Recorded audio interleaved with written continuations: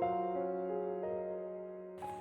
anak-anak, apa kabar? Kita ketemu lagi di pembelajaran kali ini tentang hukum Mendel dan pewarisan sifat. Prinsip dari pewarisan sifat pertama kali dikemukakan oleh seorang biarawan berkebangsaan Austria bernama Gregor Johann Mendel. Mendel dalam percobaannya menggunakan kacang ercis atau kacang polong. Mengapa Mendel menggunakan kacang ercis? Karena kacang ercis memiliki banyak sifat beda. Ada yang bunganya warna merah, bunganya warna putih, bijinya bulat, bijinya keriput. Yang kedua, waktu pembuahannya sebentar dan mudah untuk dibudidayakan. Dari percobaannya, Mendel menemukan dua jenis hukum, yaitu hukum segregasi dan hukum asortasi. Jadi hukum segregasi itu menyatakan pasangan alel pada induk akan memisah, sehingga setiap gamet akan membawa satu gen dari induk yang akan diwariskan pada anaknya. Sedangkan hukum asortasi menyatakan bahwa gen dari kedua induk akan mengelompok, sehingga terbentuk sifat keturunan hasil perpaduan gen dari induknya. Nah, anak-anak, kalian juga harus tahu istilah dalam persilangan. P atau parental itu adalah induk, F filial adalah anak atau keturunan, G gamet adalah sel kelamin.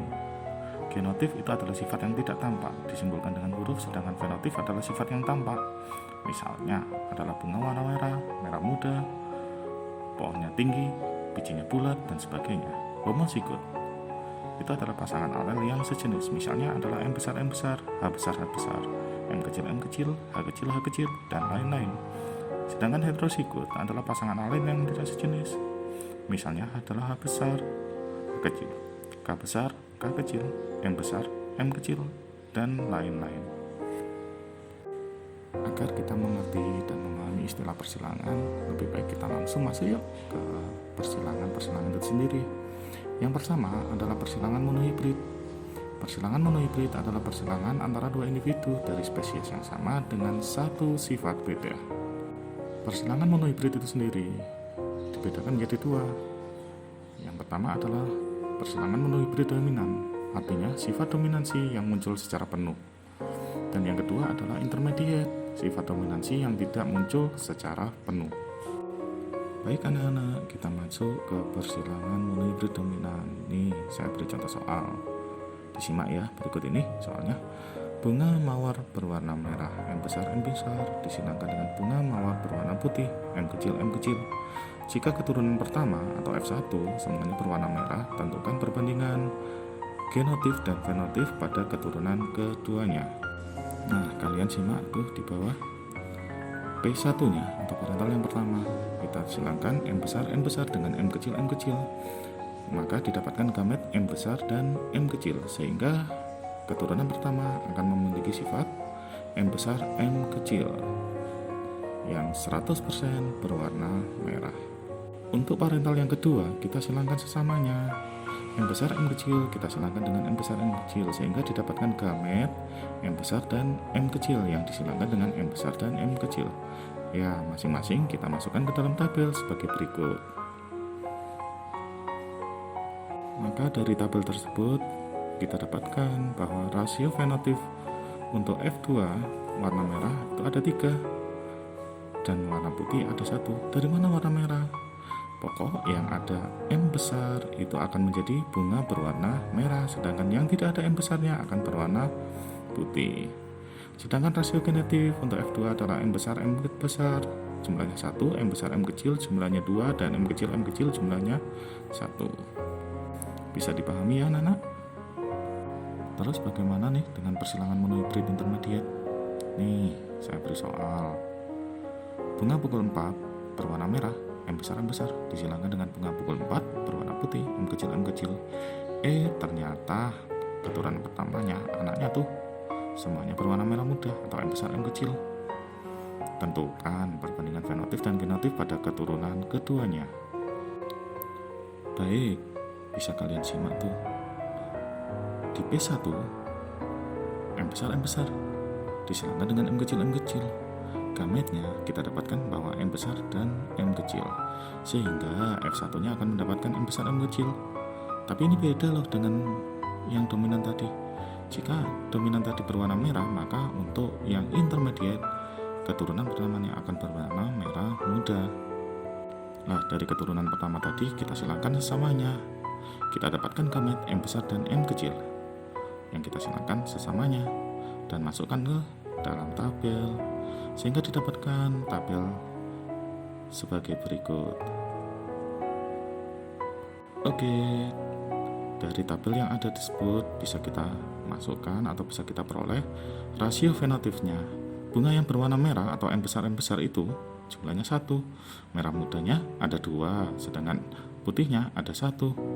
Bagaimana dengan rasio genotipnya? Sama, M besarnya berjumlah 1, M besar M kecil berjumlah 2, dan M kecil berjumlah 1. Tahu kan perbedaan antara persilangan monohibrid dominan dengan persilangan monohibrid intermediate? Sekarang kita masuk ke persilangan dihibrid. Berbeda dengan persilangan monohibrid yang hanya memperhatikan satu sifat beda. Maka untuk persilangan dihibrid ini adalah persilangan antara dua individu yang sejenis dengan dua sifat beda.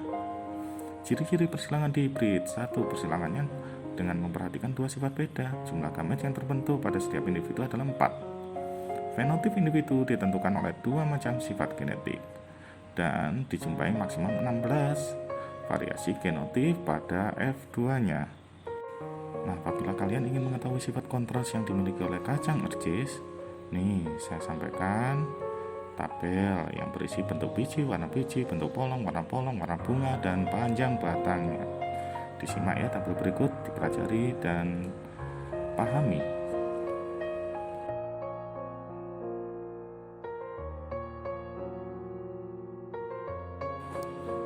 Agar kalian lebih memahami terkait persilangan dihibrid, nih saya beri soal. Disimak ya soal berikut. Tanaman kacang ercis berbiji bulat warna kuning. Tuh lihat tuh, ada dua sifat beda. Yang pertama adalah biji bulat, yang kedua adalah warna kuning. Disilangkan dengan kacang ercis berbiji keriput berwarna hijau. Setelah F1 disilangkan dengan sesamanya, tentukan perbandingan fenotip dan genotipnya. Dari soal tersebut, ini bisa kita tarik ya.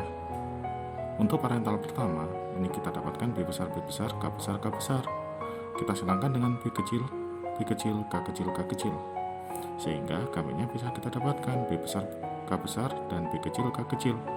Tuh, dua-duanya bersifat besar dan kecil. Maka kita dapatkan F1-nya itu bersifat heterozigot, yaitu B besar, B kecil, K besar, K kecil.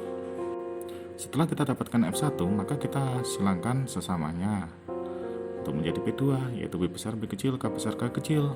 Yang kita silangkan sesamanya, yaitu B besar, B kecil, K besar, K kecil. Sehingga dapat kita tarik suatu gamet. Ada 4 nih gametnya, B besar, K besar, B besar, K kecil, B kecil, K besar, dan B kecil, K kecil. Sama dengan yang sebelahnya.